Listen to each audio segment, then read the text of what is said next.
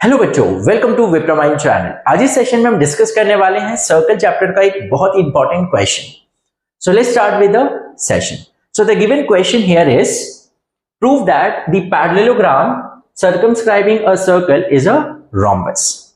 तो सर्कमस्क्राइबिंग का मतलब क्या होता है कि यहाँ पर जो ये पैरेललोग्राम है, ये सर्कल को सर्कमस्क्राइब कर रहा है, मतलब इसके चारों ही साइड जो है वो सर्कल को एक पॉइंट पे टच करते हुए पास हो रहा है। इसका मतलब ये चारों ही साइड जो है they will act as a tangent to a given circle. Okay, तो जैसे कि कोई भी क्वाड्रिलैटरल को हम रोम्बस कब बोलते हैं, जब उसके सारे साइड्स क्या होंगे, इक्वल होंगे। या कोई भी पैरेललोग्राम में अगर आपने ये प्रूव कर दिया कि उसका एडजेसेंट साइड इक्वल है, तो ऑब्वियस है सारे साइड्स ऑटोमेटिकली क्या हो जाएंगे, इक्वल हो जाएंगे। ओके, अब इसे कैसे प्रूव करेंगे, प्लीज ध्यान दीजिए। सो सबसे पहले हम लिख देते हैं यहां पर given that ABCD is a parallelogram.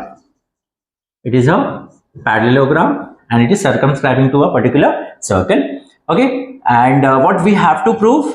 We have to prove that quadrilateral ABCD is a rhombus. Okay, so proof. तो जैसे कि हमें यहां पर ये दिया कि it is circumscribing a circle, so therefore all the sides will act as a tangent. So therefore AB, BC, CD and AD are the tangents to the given circle at, यहां पर हम पॉइंट्स, ये जो point है point of contact, इसे P, Q, R and S दे देते हैं।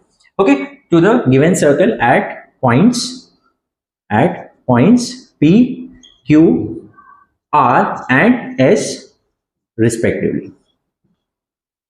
Okay, so these are nothing but acting as a tangent. अब यहां पर हम क्या यूज करेंगे, प्लीज ध्यान दीजिए। Tangents drawn from the same external point are equal in length. Okay, तो जैसे यहां पर AP will be equals to AS. Tangents drawn from the same external point are equal in length का मतलब length कौन सा लेते हैं, एक्सटर्नल पॉइंट से पॉइंट ऑफ कांटेक्ट तक। तो यहां से A will act as a external point, तो AP और यहां से दूसरा टेंजेंट कौन सा ड्रॉ हो रहा है, ये वाला। तो लेंथ हम जैसे बोला, लेंथ ऑफ टेंजेंट हम क्या लेते हैं, एक्सटर्नल पॉइंट से लेके पॉइंट ऑफ कांटेक्ट तक जो होता है उसे लेंथ ऑफ टेंजेंट बोला जाता है।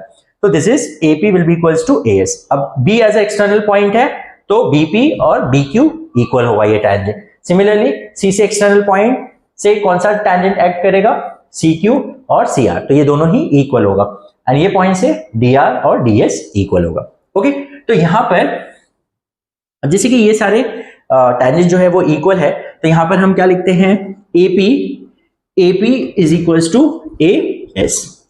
Is it clear? उसके बाद यहां पर BP will be equals to BQ।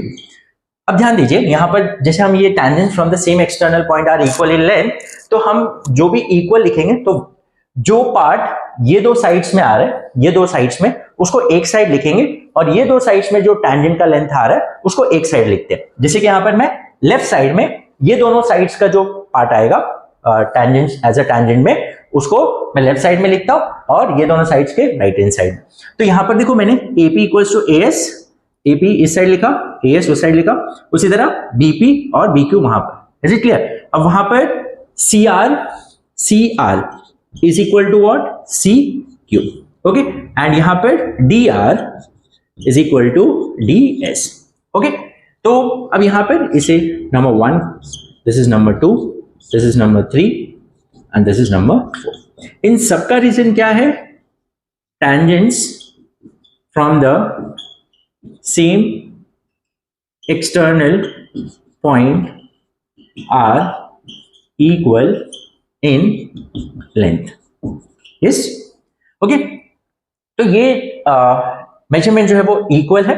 अब अगर इन सबको हम ऐड करते हैं, तो एडिंग 1, 2, 3 एंड 4, इन सबको अगर ऐड करेंगे तो क्या मिलेगा हमें, AP plus BP plus CR plus DR is equal to AS plus BQ plus CQ plus DS। देखो, हमने ये पैटर्न में इसलिए लिखा क्योंकि जब हम ऐड करेंगे तो AP plus BP will become AB. अब अगर मैं ये पैटर्न में लिखता AP AS और BQ यहां लिखता, BP यहां लिखता, तो ऐड करके हमें कोई साइड मिलता ही नहीं.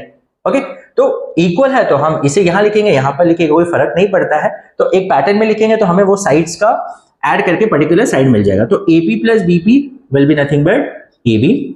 CR plus DR is nothing but DC और CD इज इक्वल टू, अब देखो AS और DS को ऐड करते हैं तो इन दोनों को पहले साथ में लिखते हैं, AS plus DS plus BQ plus CQ. Okay, तो यहां आ जाएगा AB plus DC is equal to AS plus DS क्या होता है, what is AS plus DS is AD and BQ plus CQ क्या बन जाएगा, BC. ओके, तो अब यहां पर प्लीज ध्यान दीजिए, अब यहां पर हमें क्या मिला, AB plus DC is equal to AD plus BC. Okay, अब यहां पर ध्यान दीजिए AB और DC तो इक्वल है. Why? Because ABCD तो पैरेललोग्राम है and we know that the opposite sides of a parallelogram are equal. तो अब यहां पर हम ऐसा लिख सकते हैं AB प्लस AB, DC की जगह पे मैं क्या लिख सकता हूं, AB लिख सकता हूं या AB की जगह पे DC लिख सकता हूं. Yes, because both the sides are equal to each other. In a similar way, यहां पर मैं ये लिख सकता हूं AD plus AD, yes, AD plus AD because AD और BC दोनों ही इक्वल है. यहां पर रीजन क्या आएगा, since we know that AB is equals to DC and AD is equals to BC. Why? Opposite sides of a parallelogram. Okay. Now AB plus AB will become 2AB and AD plus AD is 2AD. अब dividing both side by 2, तो 2 तो cancel ही हो जाएगा, directly ऐसा भी कर सकते हैं. तो AB is equals to AD. तो AB और AD भी इक्वल आ गया, मतलब ये पैरेललोग्राम में ऑपोजिट साइड्स तो इक्वल है, बट हमने ये प्रूफ कर दिया कि इसके एडजेसेंट साइड भी इक्वल है.